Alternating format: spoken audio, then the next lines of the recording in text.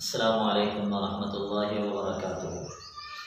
مہینہ ذوالحج کے ابتدائی ایام ہیں اور اہل اسلام کے پاس قربانی کے جانور موجود ہیں، ان کے ساتھ ایک عقیدت بھی ہے، محبت بھی ہے۔ انہیں گھروں سے نکالا بھی جاتا ہے اور لوگوں کے سامنے پیش بھی کیا جاتا ہے۔ ان حالات میں ان جانوروں کے حقوق کیا ہیں، کس طرح سے ان کا خیال رکھا جائے گا، اس حوالے سے اللہ رب العالمین نے بھی ان کی عظمت کو ذکر کیا اور فرمایا وَالْبُدَّ جَعَلْنَاهَا لَكُم مِّن شَعَائِرِ اللَّهِ۔ سورہ حج میں اللہ تعالیٰ کا فرمان کہ ان جانوروں کو ہم نے تمہارے لیے بہترین نشانیاں اور اللہ تعالیٰ کی نشانی قرار دیا ہے، لہذا ان کا احترام انتہائی ضروری ہے۔ ان کے حقوق کیا ہیں؟ سب سے پہلا حق یہ ہے، صحیح بخاری کتاب الاضحیہ میں باب وصیت النبی صلی اللہ علیہ وسلم میں تعلیق کر امام بخاری رحمہ اللہ نے ایک روایت کو ذکر کیا جسے ابن حجر رحمہ اللہ تعلیق التعلیق میں صحیح سند کے ساتھ ذکر کیا ہے اور کہتے ہیں کہ اس کی سند صحیح ہے۔ ابو امامہ رضی اللہ عنہ فرماتے ہیں کہ کنا نسمر الاضحیۃ بالمدینہ وکان المسلمون یسمرون، ہم مدینہ میں اپنے قربانی کے جانوروں کو کھلاتے پلاتے تھے، انہیں موٹا کرتے تھے، ان کا بہت زیادہ کھانے پینے کے اعتبار سے خیال کیا جاتا تھا، اور یہی معمول تمام اہل اسلام کا مدینہ میں رہا ہے۔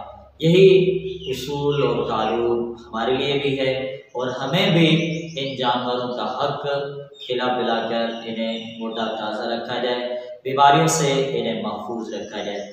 دوسرا حق، تیسرا اور چوتھا حق ایک ہی حدیث سے ثابت ہوتے ہیں جو کہ سنن ابی داؤد میں کتاب الضحایا میں باب النہی عن تسبر البہائم میں نبی علیہ السلام کا فرمان ہے۔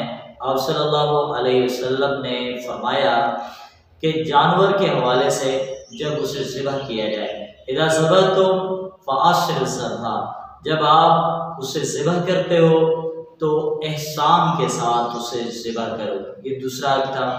تیسرا وَلْيُحِدْ أَحَدُكُمْ شَفْرَتَهُ، تو میں سے کوئی ایک اپنی چھری کو تیز کر لے، لہذا یہ نہ ہو کہ بیکار چھری کے ساتھ اسے ذبح کیا جائے اور ذبح کے دوران اسے بہت زیادہ تکلیف ہو۔ اس جانور کا جو چوتھا حق ہے وہ یہ ہے کہ آپ نے فرمایا وَلْيُرِحْ ذَبِیحَتَهُ، جانور کو آرام پہنچایا جائے، شدت کے ساتھ سختی کے ساتھ اسے ذبح نہ کیا جائے۔ پانچواں حق یہ ہے، نبی علیہ السلام کا فرمان سنن ابی داؤد میں موجود ہے۔ انس رضی اللہ عنہ فرماتے ہیں اللہ کے نبی نے فرمایا نہا ان تسبر البہائم، جانوروں کو سختی سے باندھ کر ذبح کرنا بھی ممنوع ہے۔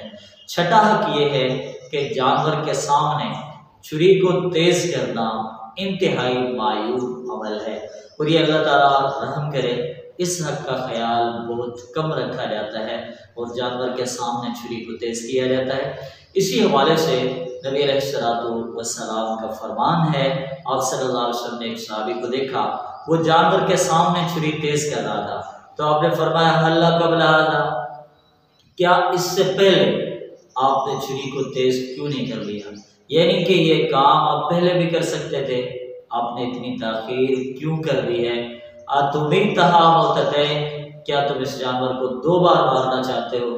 اس کا مقصد یہ ہے کہ جانور کا حق ہے کہ اس جانور کے سامنے چھری کو تیز نہ کیا جائے۔ ہم پر لازم ہے کہ جانوروں کے ان تمام حقوق کا خیال رکھیں۔ اللہ ہمیں عمل کی توفیق عطا فرمائے۔